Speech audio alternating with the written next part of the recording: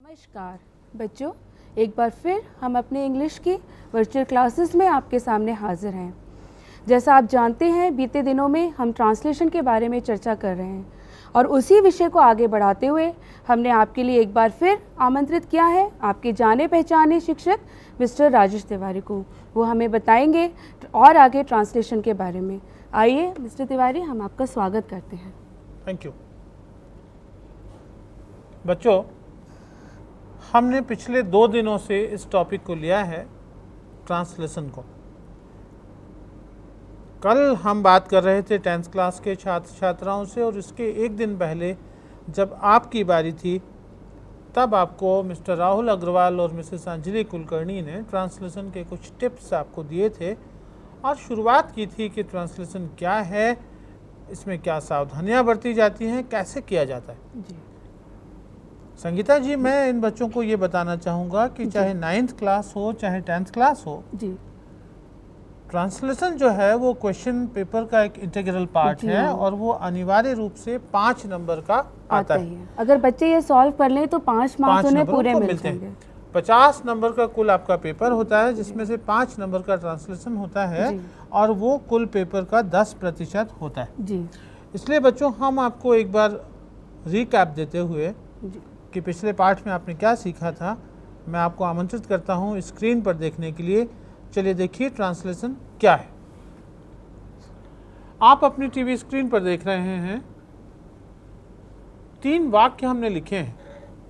राम खेल रहा है, राम खेल रहा था, राम खेल रहा होगा या खेलेगा। जी अब इन तीनों ही वाक्यों में जो काले अक्षरों से लिखा गया है वो कॉमन है और जो नीले अक्षरों से लिखा गया है वो चेंज हो रहा है। जी ये न सिर्फ हिंदी में है, अंग्रेजी में भी ऐसा ही है। Ram is playing, Ram was playing and Ram will be playing में इज, वॉज और विल बी जो ब्लू से लिखा गया है that is changing, whereas Ram and playing is remaining the same, that is in black colour. जी तो बच्चों, यहाँ पर अब सवाल ये उठता है आपको, जैसा कि आपके पिछले टीचर्स ने इसी क्लास में बताया था कि ऐसा क्यों हो रहा है। जाहिर सी बात है 2 दिन में कुछ आप भूल गए होंगे या पिछले दिन कुछ बच्चे नहीं आए होंगे, इसलिए हम आपको ये रिकैप देते हैं। जी एक और स्लाइड देखिए।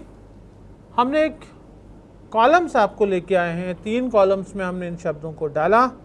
पहले कॉलम में हमने कर्ता को रखा, सब्जेक्ट, जी और दूसरे और तीसरे कॉलम में हमने प्रेडिकेट को रखा। जी हमने शुरू से बताते आ रहे हैं बच्चों को कि कर्ता वो होता है जो किसी काम को करता है और प्रेडिकेट वो होता है जो कर्ता के बारे में जानकारी होती है कि वो क्या कर रहा है, कैसा है, क्यों है। जी राम इज प्लेइंग, सवाल ये उठता है कर्ता क्या है, who is playing. Ram is playing, तो राम इज द सब्जेक्ट या and what is he doing, playing, he is Playing. Playing.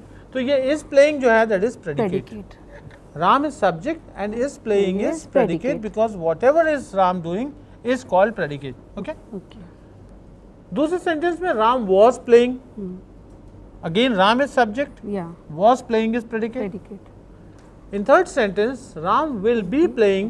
Again the subject remains the same. That is Ram. Ji And will be playing is the predicate.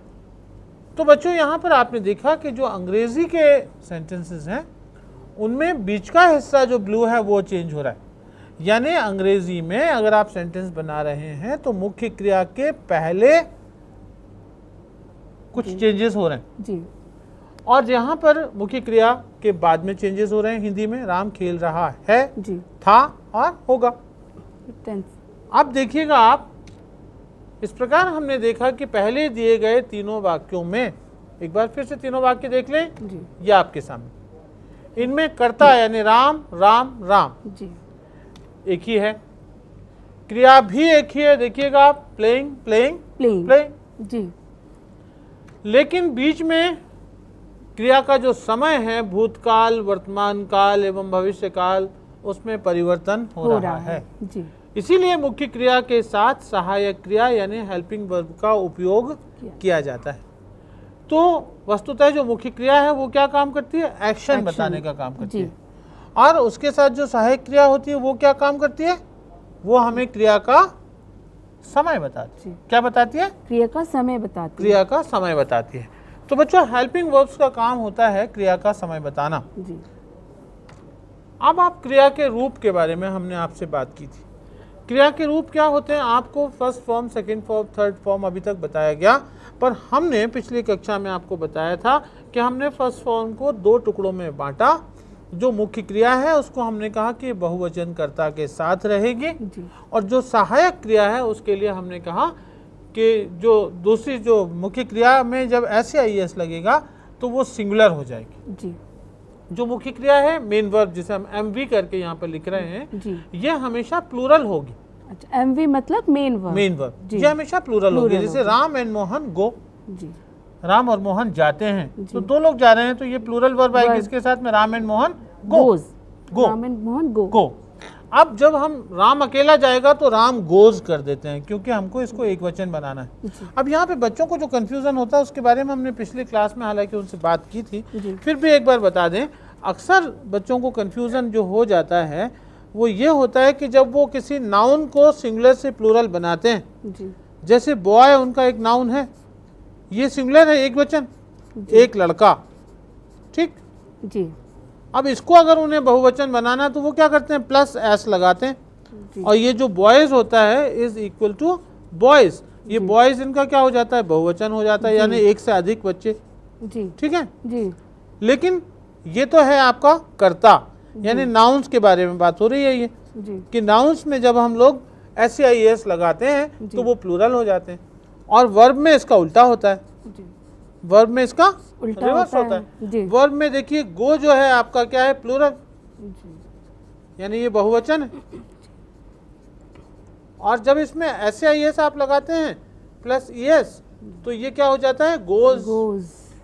और ये goes क्या है आपका, singular है, singular. एक वचन है। जी तो है ना ये बच्चों को परेशान करने जी वाली हाँ, बात, जी हाँ। ये बच्चों को नोट कर लेना चाहिए। इसमें दिक्कत होती है उन्हें। जी इसलिए हमने उनको बताया कि वर्ब जब आप सिंगुलर बनाएंगे तो उसमें S या ES या IES स्पेलिंग रूल्स के मुताबिक लगता है। जी खैर, तो यहाँ बच्चों हमने आपको क्लियर किया कि जो प्रेजेंट फॉर्म आपका है जिसको आप स्क्रीन पे देख रहे हैं, वो प्रेजेंट फॉर्म आपका दो हिस्सों में बट गया। एक मेन वर्ब जो जैसा है वैसा के वैसा प्लूरल, और एक SAIS या IES लगा के हमने उसको सिंगुलर किया। Singular. Second form of the verb बच्चों को पहले से पता है, जी। वेंट।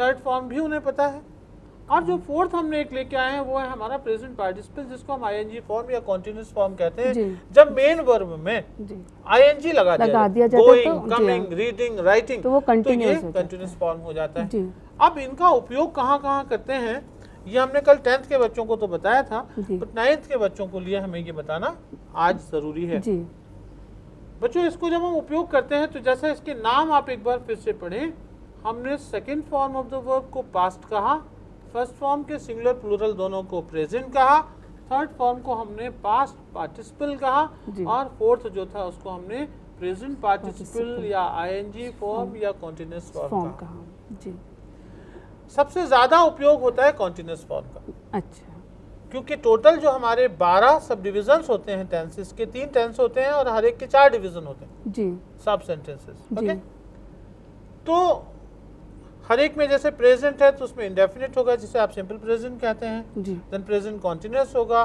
जी। प्रेजेंट परफेक्ट होगा, और जी। प्रेजेंट परफेक्ट कॉन्टिन्यूस न्यूज़ होगा। होगा। जी अब ये एक बार मैं बच्चों को फिर से दिखा दूं। जी कोई भी टेंस हो बच्चों, चाहे वो प्रेजेंट हो, चाहे पास्ट हो, और चाहे फ्यूचर हो, ये तो आप सभी जानते हैं। प्रेजेंट माने अभी वर्तमान काल, पास्ट माने जो निकल गया बीत गया, भूतकाल, जो आने फ्यूचर वाला। माने आने वाला। जी तो इनमें सभी में जो होता है 4 हिस्से होते हैं। जी हाँ पहला होता है इंडेफिनिट, इंडेफिनिट इसको हम सिंपल भी कहते सिंपल। हैं, जी हाँ ठीक है। जी सिंपल प्रेजेंट, जी। सिंपल पास्ट, सिंपल फ्यूचर, जी ठीक। पास्ट में भी यही होते हैं जी और फ्यूचर में भी यही होते हैं। जी फिर दूसरा हमारा इसमें होता है कॉन्टिन्यूस, जी प्रेजेंट कंटिन्यूस प्रेजेंट कॉन्टिन्यूस, जी, पास्ट कॉन्टिन्यूस continuous, और फ्यूचर फ्यूचर कॉन्टिन्यूस। कंटिन्यूस। तीसरा हमारा होता है परफेक्ट, जी प्रेजेंट परफेक्ट, पास्ट परफेक्ट और फ्यूचर present, परफेक्ट। present, और चौथा होता है हमारा present, परफेक्ट perfect, कॉन्टिन्यूस, जी, continuous, परफेक्ट continuous। कॉन्टिन्यूस। अब आप देखिए इसका मतलब तो ये हो गया कि तीनों टेंसेस में जी, तीन तो हुए continuous, present continuous, past continuous और फ्यूचर कॉन्टिन्यूस। जी तो तीन हो गए कॉन्टिन्यूस जी, और तीन हो गए परफेक्ट कॉन्टिन्यूस, परफेक्ट जी, प्रेजेंट परफेक्ट, पास्ट परफेक्ट और फ्यूचर परफेक्ट कॉन्टिन्यूस। कंटिन्यूस तो जी 6 जगह कंटिन्यूस वर्ड आया है। जी तो 6 जगह पर हम क्या करेंगे, 6 प्लेसेस पर हम यूज करेंगे ING form of the verb को। जी हाँ, ये तो बहुत अच्छी जानकारी है हमारे बच्चों के लिए, और बच्चों ये आपको नोट भी कर लेना चाहिए। आईएनजी फॉर्म ऑफ वर्ब जी, यानी Ram is going, Ram is going, Ram is present continuous, या Ram was going, Yeah. Past continuous, past Ram continuous, will be going, future continuous. तो तीनों में गोइंग आया। जी हाँ, ठीक है, राम हैज बीन गोइंग, जी ये प्रेजेंट परफेक्ट कॉन्टिन्यूस। जी राम हैड बीन गोइंग, ये पास्ट Past. Perfect continuous. जी, and Ram will have been going, ये future Future. Perfect continuous continuous. हो गया। तो 6 कॉन्टिन्यूस में बच्चों हम क्या लेके आए हैं, बार बार इसमें आईएनजी आईएनजी आईएनजी लेके आए हैं। जी। इसलिए क्लासेस में जब हमारे टीचर्स बच्चों से कहते हैं कि फॉर्म्स ऑफ द वर्ब सिर्फ 3 होते हैं, जी फर्स्ट फॉर्म, सेकंड फॉर्म, और थर्ड third फॉर्म, form। तो बच्चों को सबसे ज्यादा कंफ्यूजन होता है कि ये जो 12 हमारे सब टेंसेस हैं जी। उसमें 6 जगह तो कॉन्टिन्यूस आता है और सर ने हमको कॉन्टिन्यूस के बताया बारे में नहीं। कुछ बताया ही नहीं। बिल्कुल एक प्रॉब्लम ये जाती है। जी हाँ, दूसरी प्रॉब्लम बच्चों को ये जाती है, जब हम कहते हैं गो एंड गॉन होता है तो बच्चे गोस तो जानते ही नहीं है, तो गोस का इस्तेमाल कैसे करें। कैसे करें, तो उनको बताना पड़ता है कि गो से गोस बन जाता बन है। जाता क्यों? है। क्योंकि जब एक आदमी कोई काम कर रहा है, जी हाँ, सिंगुलर है, तो Singular। सिंगुलर हमको वर्ब को बनाना हाँ, पड़ेगा। जी उसका हाँ। रूल हमको ये होता है। जी परफेक्ट जैसा कि नाम से जाहिर है, और हमने देखिए वहां पर थर्ड फॉर्म जो वर्ब है जी उसके नीचे हमको perfect form of the verb भी लिखना चाहिए था, जी जो बाय मिस्टेक छूट गया है। तो बच्चों जो third form of the verb है उसको हम परफेक्ट Perfect। टेंस में यूज करते हैं।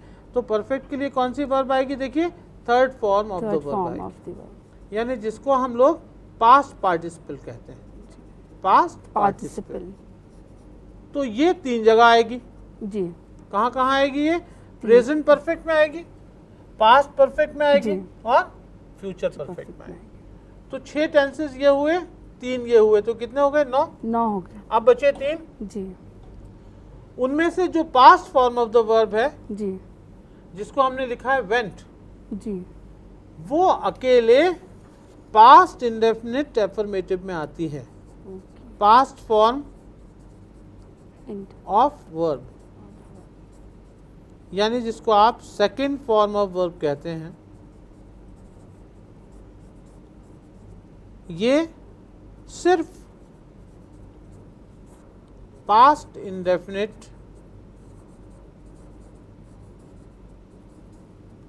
या जिसको आप सिंपल पास्ट कहते हैं। जी मैं समझता हूँ बच्चे हमारे साथ में लिख रहे होंगे इसको, बिल्कुल बिल्कुल, बच्चों को Simple लिख लेना past चाहिए। के जी हाँ, एफर्मेटिव, जी हाँ, यानी कि सकारात्मक वाक्यों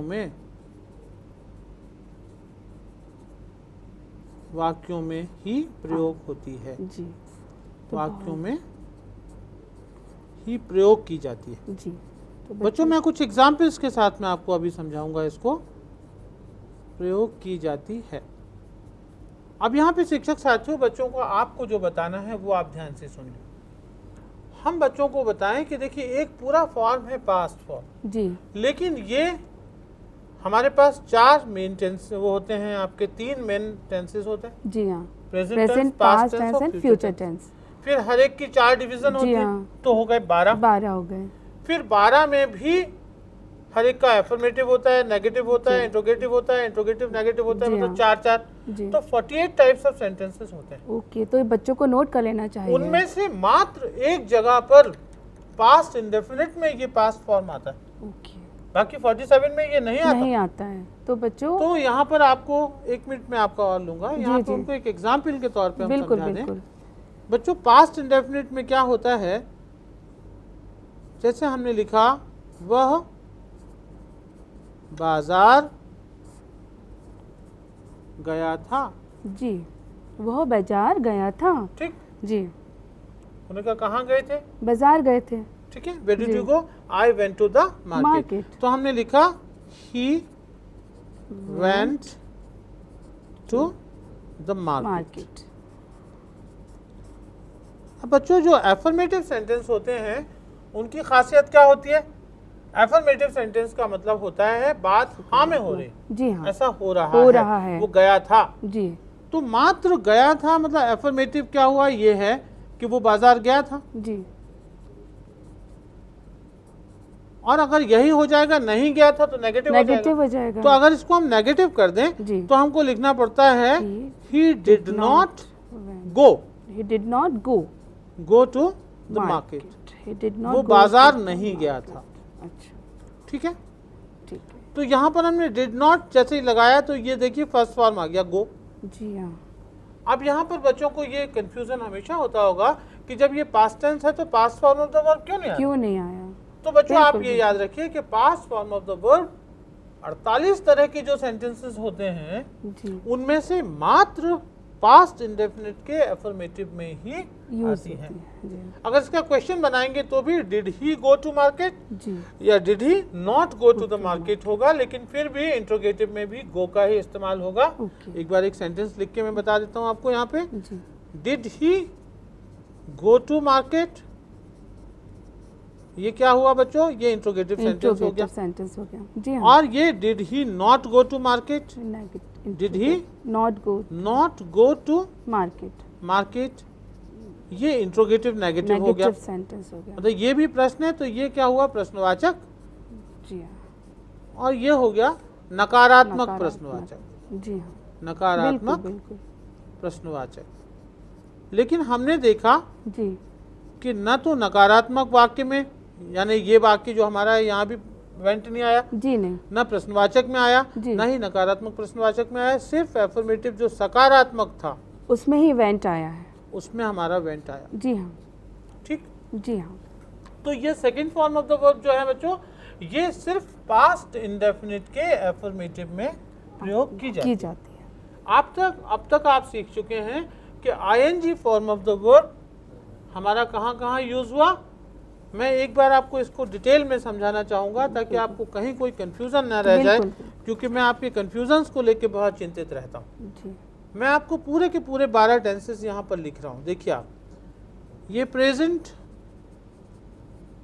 इंडेफिनिट जी, शॉर्ट में लिखूंगा क्योंकि जगह कम पड़ जाएगी फिर आपको।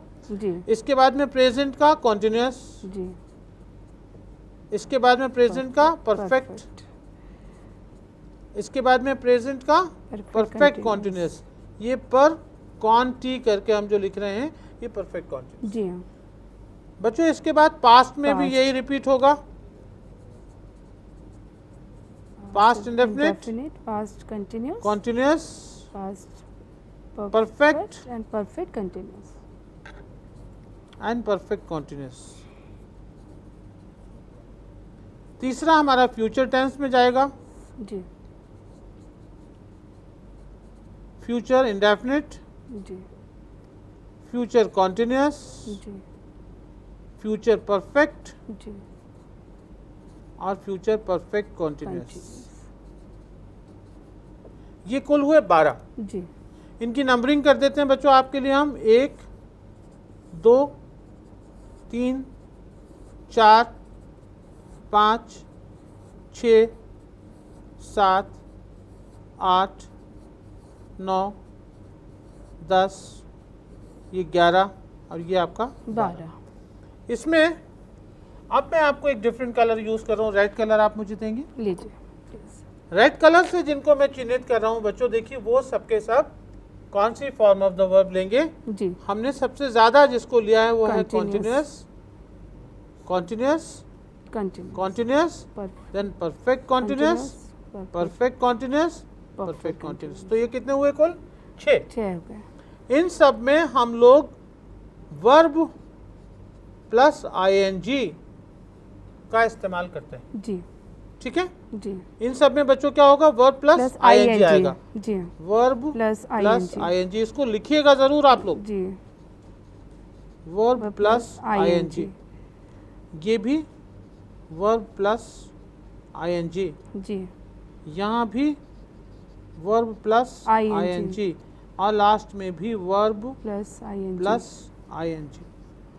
ठीक, 6 जी। जगह हमने क्या इस्तेमाल किया, वर्ब प्लस आईएनजी। आईएनजी। क्यों? क्योंकि ये continuous Continuous. Form of the verb है।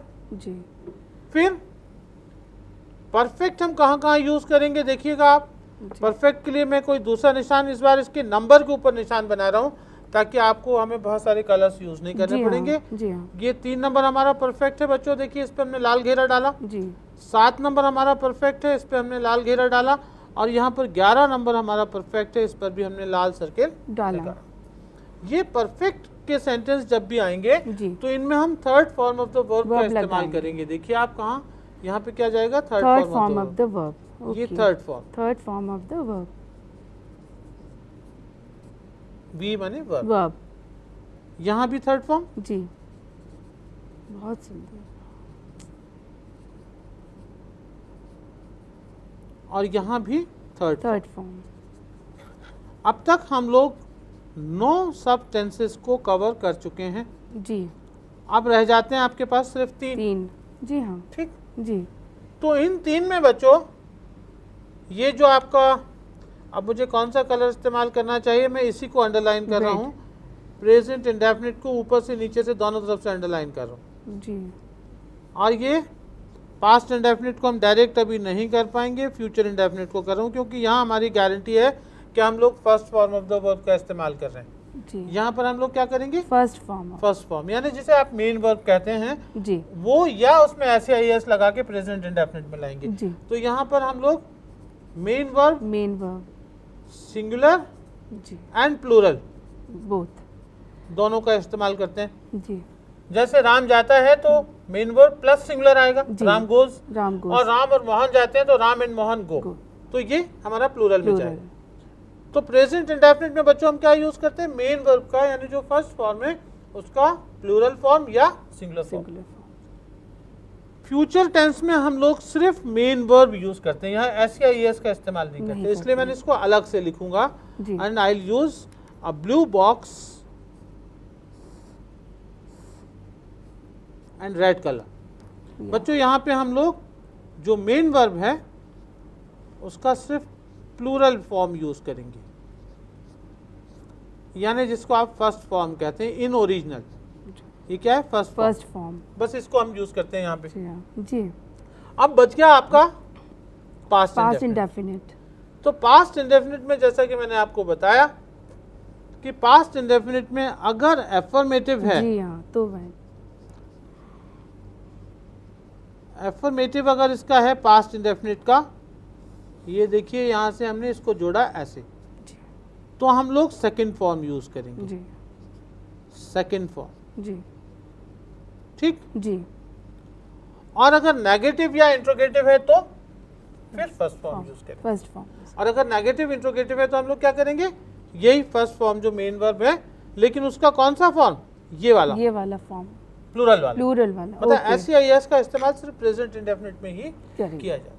तो ये 12 हमने टीचर्स से हम ये अपेक्षा करेंगे कि हमारे टीचर्स इसको बच्चों के साथ में एग्जाम्पल्स के साथ में थोड़ा सा बिल्कुल, एलोबरेट बिल्कुल। करें, because it is certainly not possible for me to give them everything in detail. Okay, I've just given you the clue, my dear teachers, that you can have a table like this या which can be seen on the entire blackboard. You use the blackboard. जी blackboard पे आप एक बड़ा सा table जी। बनाएं और बच्चों को एक एक चीज बताएं कि 11 हमारे 12 टेंसेस किस Tenses तरह हैं। बनते हैं, जी 4 हाँ। से, और उनमें हर एक टेंस में कौन सी मेन वर्ब जाती है। जी हाँ, अब इनके साथ हेल्पिंग वर्ब कौन सी यूज होगी उसके बारे में हम बच्चों से कल बात कर पाएंगे, बिल्कुल बिल्कुल। क्योंकि आज हमको थोड़ी सी चीजें और टिप्स देनी है, वरना जी फिर हाँ। ये क्लास भी हमारा यहीं पर खत्म हो जाएगा। जी हाँ, और एक्चुअली टेंसेस जैसा विषय जो है जी वो 30-30 मिनट के क्लासेस में तो उसमें लिंक टूटेगा ही, जी हाँ, इसलिए शिक्षकों से हमारा निवेदन है कि इनके लिंक को टूटने ना दें, और कल उनको जब 9th क्लास के बच्चे हमारे साथ नहीं होंगे तो इसको रिवाइज जरूर करा दें, वरना परसों जब ये फिर आएंगे और मैं इनको मेन वर्ब के अलावा हेल्पिंग वर्ब के साथ इनका कॉम्बिनेशन बता रहा हूँ, जी हाँ। तब तक वो आगे पाठ और पीछे सपाट की स्थिति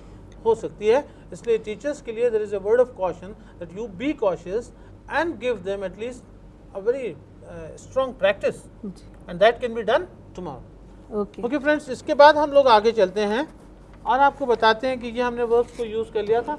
अब जरा से ये देखें कि आप पहचानेंगे कैसे ट्रांसलेशन में क्या हम लोग कौन सा टेंस इस्तेमाल कर रहे हैं। जी हाँ। उसके मिस्टर लिए- तिवारी, ये क्या है एस और पी स्मॉल ये उसमें एस ब्रैकेट पी में? तो जो आई के बाद एस लिखा है मतलब सिंगुलर है वो सब्जेक्ट, ओके। और वी माने प्लूरल है। ओके। एसपी, चूंकि हम उसको अगर पूरा लिख देते तो फिर वो लेटर्स का साइज बहुत छोटा अच्छा हो जाता। बच्चों, तो ये आप समझ लीजिए कि एस और पी का वहाँ क्या मतलब है। अब एस, हम बच्चों को एक टेंस का जहाँ एग्जाम्पल दे रहे हैं तो इसमें मैं उनसे 3-4 बातें करूंगा।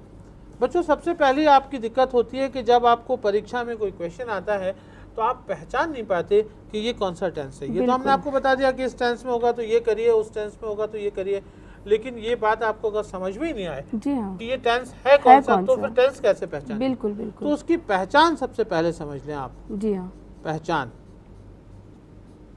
जी, टेंस को कैसे पहचानें? पहचानते सबसे हैं। पहले हम आपको प्रेजेंट इंडेफिनिट की पहचान बता रहे हैं। बिल्कुल। Present indefinite. इंडेफिनिट, पहला टेंस जो हमारा प्रेजेंट है, उस प्रेजेंट में से हमने आपको सबसे पहला हिस्सा लिया है प्रेजेंट इंडेफिनिट, Indefinite। यानी जिसको आप सिंपल प्रेजेंट भी कह सकते हैं। कहते हैं।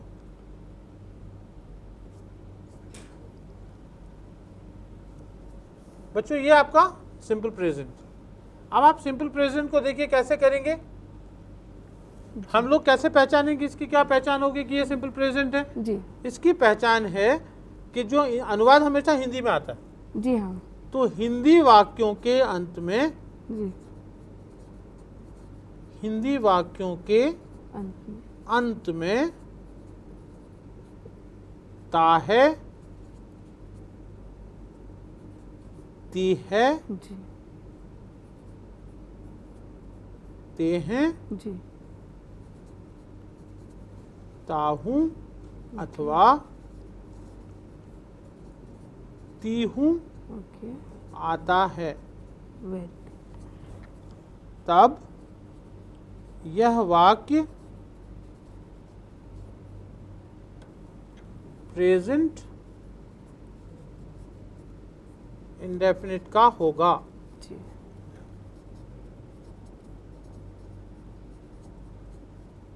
जैसे जी मैं जाता हूं, जी, अब मैं जाता हूं के अंत में क्या आ रहा है? ताहूं। ताहूँ सीता अगर बोलेगी तो क्या बोलेगी? मैं जाती जाती हूं, हूँ, तो आ रहा है ती हूं। ती हूँ। जी हाँ वह जाता है, जी हाँ ता है। जी, बहुत सारे लोग हैं तो वे जाते हैं, जाते लड़के हैं। खेलते हैं, बच्चे शोर करते हैं, जी इस क्लास के बच्चे ध्यान से सुनते हैं, जी हाँ नहीं सुनते हैं, बहुत प्रश्न करते हैं, जी, तो प्लूरल के लिए ते हैं आ रहा है। जी हाँ लड़कियां हैं तो करती हैं, करती ती हैं। हैं, ती हैं भी हमें लिखना चाहिए था। जी हाँ ते हैं के साथ में हमको ती हैं भी हैं। लिखना चाहिए। ती हैं मतलब प्लूरल गर्ल्स के लिए हो जाए। जी हाँ तो ये पहचान आप देख रहे हैं बच्चों, कितना आसान है पहचान लेना कि कौन सा टेंस है। बिल्कुल। ऐसा होता है जी हाँ, तो प्रेजेंट इंडेफिनिट हो गया, ऐसा नहीं होता है तो भी प्रेजेंट प्रेजेंट इंडेफिनिट है। इंडेफिनिट। प्रश्न अगर क्वेश्चन पूछा गया है क्या ऐसा होता है तो भी प्रेजेंट प्रेजेंट इंडेफिनिट है। इंडेफिनिट। तो हिंदी के वाक्यों के अंत में अगर आपको आता है जी कि बंदर बहुत उछल कूद करता है। है, अब इसका अनुवाद आपको करना है तो करता है देखा और हमने प्रेजेंट Present इंडेफिनिट के indefinite। नियम अपना लागू करना शुरू कर दिया। बिल्कुल। अब प्रेजेंट इंडेफिनिट के नियम क्या होंगे वो देखिए, हमने आपको बताया है कि जैसे मैं लिखता हूँ, जी हम लिखते हैं, तुम सब लिखते हो, वह लिखता है, तो यहाँ पे ता है, ते है, हैं। ता हूँ, जी ये हाँ। सब आ रहा है। जी हाँ तो पहचान तो बच्चों की समझ में, सेंटेंस इन हिंदी जो अगर आप स्क्रीन पे थोड़ा दिखाएं इनको कंप्यूटर से, आप देखिएगा यहाँ पे बच्चों हिंदी के जो वाक्य हमारे लिखे हैं सेंटेंसेस इन हिंदी, तो यहाँ पे हिंदी के सेंटेंसेस में अभी मैंने जो आपको टेलीटॉप से पहचान बताई है वही सब आ रहा है। मैं लिखता हूँ के अंत में क्या आ रहा है? ता हूँ। जी, हम लिखते हैं, प्लूरल हो गया तो क्या आ रहा है? ते हैं। ते हैं। बिल्कुल लड़कियां होती तो लड़कियां लिखती लिखती हैं, हैं। ती हैं हो जाता। बिल्कुल। फिर ते हो, तुम लिखते हो, जी और वह लिखता है तो ता है, ती है, ते हैं वगैरह वगैरह आ रहा है। इसका मतलब ये सेंटेंसेस सारे के सारे प्रेजेंट Present इंडेफिनिट indefinite। के हैं।